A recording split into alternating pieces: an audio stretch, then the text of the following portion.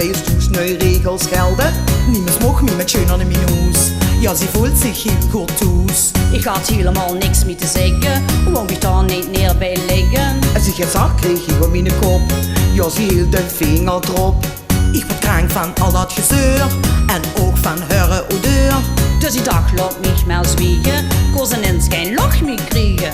Ze bepaalde wat wordt gegeten, want dat dan waren versleten. Alles moest doen door de pasfiets, en wat gedaan werd mijn appetiet. Schatte moest toch weten, hou van die zolang die man niet meer bij je moet. Want ze lukt te commanderen, en in klappijen is hij zeker de kampioen. Ja, de kampioen. Haar eten smaakt naar rotzooi, en stinkt naar op de vest, is haar goed niet meer gezond. Nee, niet gezond. Want ze kookt met heel veel peper, op de wc schieten de vlammen die goed in komt.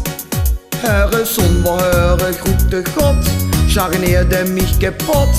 En ik dacht, dit is het limiet, moet je al zo rap als kind kwiet. Ik schikte haar naar haar eigen brak, want ze was hij uitgekakt. Ze ging janken, stelde zich aan. Dus wel zat dich nog aan, stank bedenk eens wat ik kreeg. Ja, voel mich geen bedreig.